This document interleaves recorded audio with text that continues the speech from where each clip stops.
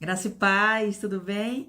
Aqui é aquela Rezende, mais uma vez com vocês, fazendo o estudo do livro de 1 Coríntios, capítulo 11. Eu tô gostando muito desse estudo, tá me trazendo muito conhecimento, tá me trazendo muita profundidade, espero que para você também.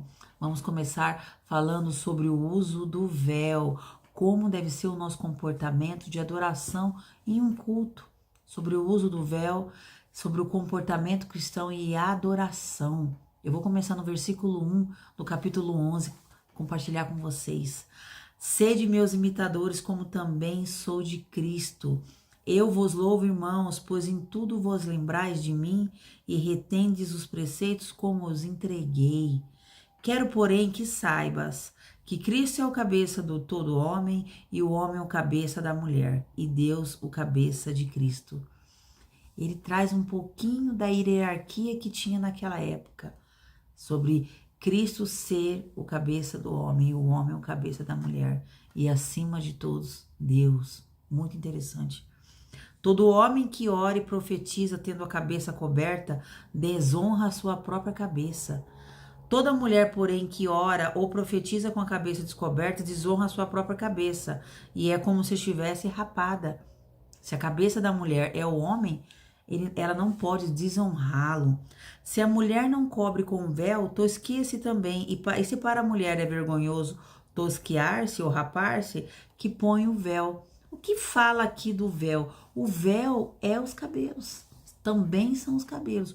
Hoje, o que fala aqui na época nessa época da igreja em Coríntios era uma cultura que tinha naquela época. Hoje, muitas coisas já não se aplicam mais. Porém, o nosso comportamento de honrar continua valendo para toda a eternidade. No versículo 7 fala: o homem não deve cobrir a cabeça, pois é a imagem e a glória de Deus, mas a mulher é a glória do homem. Pois o homem não proveio da mulher, mas a mulher do homem. Portanto, a mulher deve ter sobre a cabeça um sinal de autoridade por causa dos anjos. O homem não foi criado por causa da mulher, mas a mulher foi criada por causa do homem.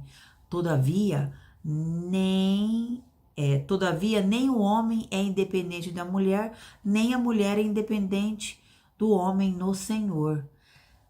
Esse versículo, ele fala claramente que os senhores têm que estar acima de tudo, entre o homem e a mulher, e nenhum é autoridade maior sobre o outro, porque a mulher veio de Adão, né?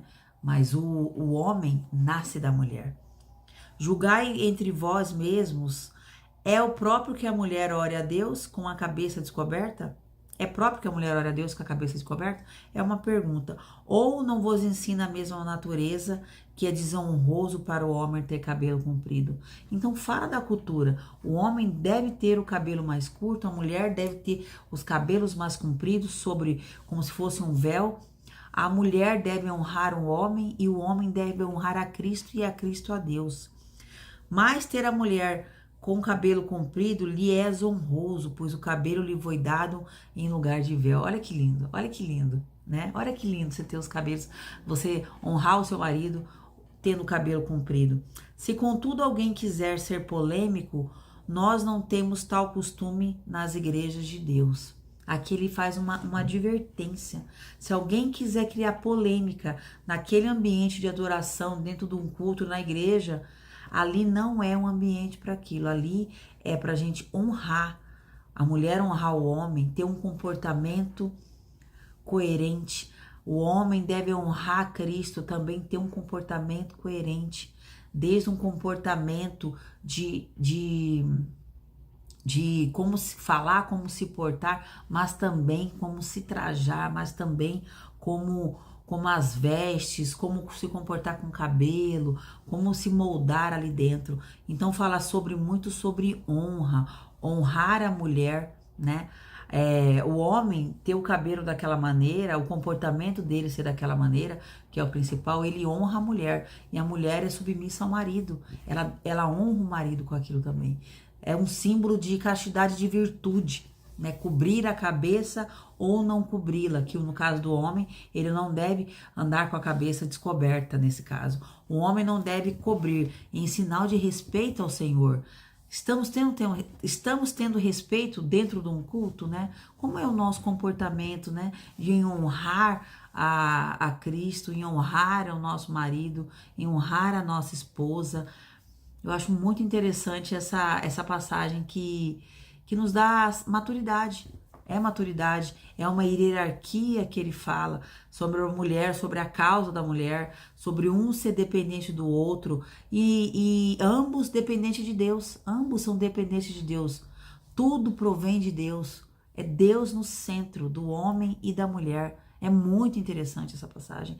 É estar sobre autoridade, né? Estar sobre autoridade. Então ele fala sobre o véu, ele fala sobre o cabelo, ele fala sobre o comportamento, mas é tudo sobre Deus e sobre estar sobre a autoridade de alguém. A mulher está sob a autoridade do homem, o homem está sob a autoridade de Cristo e Cristo sob a autoridade de Deus. Essa é a primeira parte do livro, do capítulo 11 do 1 Coríntios. No segundo capítulo fala sobre a ceia do Senhor, dos costumes, como que era naquela época, como se iniciou a ceia do Senhor, qual que é a origem, né? Como se comportar, como é a liturgia ali em si, né, dos preparativos para a ceia. Eu vou ler no versículo 17 sobre isso. Nisso que vou dizer-vos, não vos louvo, pois vos reuni não para melhor, senão para pior. Ele já começa advertindo aqui. Antes de tudo, ouço que quando vos reuni na igreja, quando vós se reunis na igreja, há entre vós divisões. Em parte, eu creio. E até importa que haja entre vós diferenças para que sustenha a aprovação de Deus e se manifeste em vosso meio. O que ele quer dizer? Que ele se importa com aquela divisão. O livro de Coríntios fala muito sobre divisões na igreja, né? Sobre como as pessoas se comportam ali e se dividem entre ricos e pobres, sobre santos, sobre, né? E aqui ele fala que é importante ter essa divisão para entender bem quem está se examinando, quem não está se examinando para receber a ceia do Senhor. Quando vos reunir no mesmo lugar, não é para comer a ceia do Senhor. Olha a advertência. Pois quando comeis, cada um se apressa. Pois quando comeis, cada um se apressa a tomar a sua própria ceia. Assim, um tem fome e outro se embriaga. Não tendes casas onde comer e beber? Ou menosprezai a igreja de Deus e envergonhais os que nada têm? Que vos direi e vos louvarei? É claro que não. Aqui fala também sobre os ricos e os pobres na Santa Ceia. Na época da Páscoa, eles levavam para dividir, para fazer a comunhão, levava o alimento e compartilhava. Mas aqui Paulo adverte que os ricos tinham muitos, os pobres não tinham quase nada. Essa divisão ali não era algo agradável, não era algo correto. E muitos comiam rápido e deixavam outros sem comer. Não havia a partilha, não havia a comunhão. É isso mesmo que Deus quer pra gente numa Santa Ceia? Fica a advertência, fica a reflexão. Se não temos nada para comer, sentamos à mesa de comunhão, que todos devem comer junto, e um já se apressa e come enquanto outros não se alimentam, devemos nos examinar. Do mesmo jeito que ele fala de examinar o nosso pecado. Mais à frente ele fala: Pois eu recebi do Senhor o que também vos ensinei, que o Senhor Jesus, na noite em que foi traído, tomou o pão, e tendo graças, o partiu e disse: Isto é o meu corpo que é entregue por vós, fazeis isso em memória de mim. Semelhantemente, depois de cear, tomou o cálice, dizendo: Este cálice é a nova aliança no meu sangue. Fazei isso todas as vezes que o beber em memória de mim. Pois todas as vezes que comerdes esse pão e beberdes daqueles cálices, anunciais a morte do Senhor até que ele venha. Aqui ficou bem claro que ele já anunciava a sua morte. Nessa ceia, ele já anunciava a sua morte, como o pão a sua carne e o vinho o seu sangue. Portanto, qualquer um que comer ou beber o cálice do Senhor indignamente será culpado do corpo e do sangue. Examine-se, examine-se o homem a si mesmo antes de comer deste pão e beber desse cálice. Em todo culto que a gente frequenta, a gente escuta: examine-se. Quem deve examinar?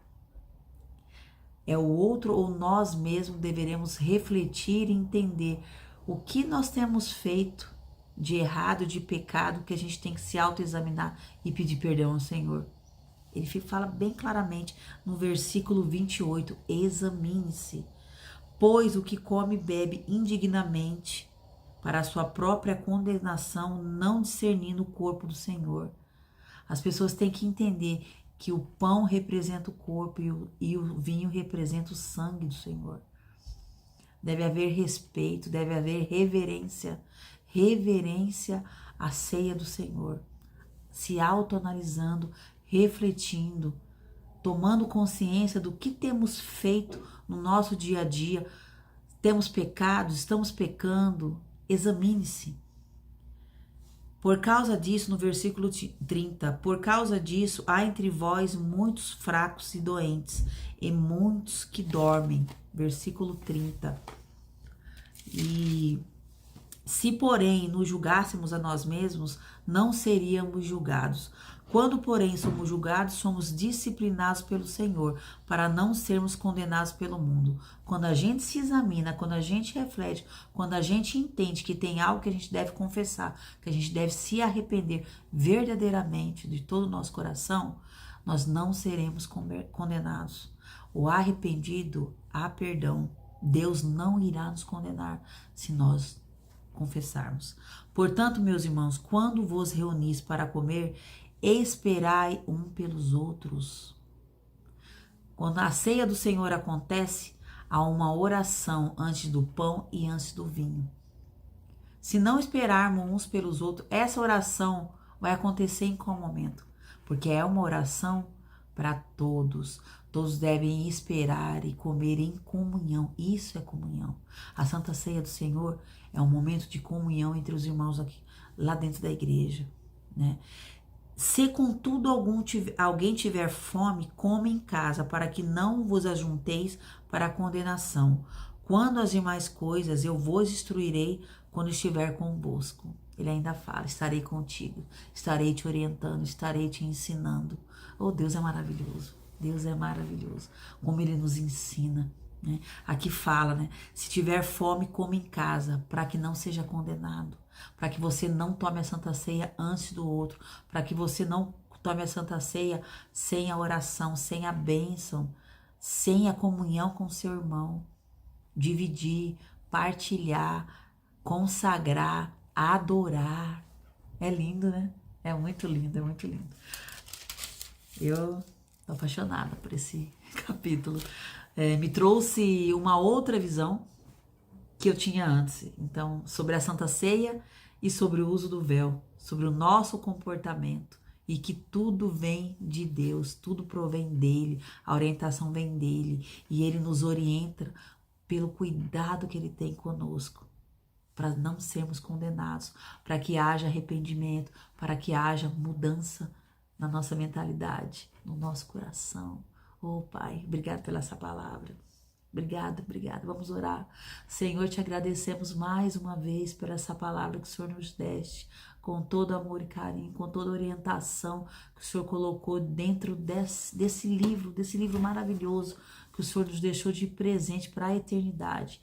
Te agradecemos mais uma vez pelo ensinamento, pela correção e por tentar nos livrar dos nossos pecados, lendo a Tua palavra, tendo entendimento, que essa palavra chegue aos corações de todos os nossos irmãos e irmãs, para que haja arrependimento, para que haja entendimento, sabedoria e não haja condenação. Seja ela na ceia do Senhor, seja ela em qualquer comportamento que podemos mudar e evoluir diante da Tua palavra. Obrigado, Senhor, mais uma vez por estar aqui com vocês. Um beijo, amadas. É um prazer estar aqui contigo. Beijo.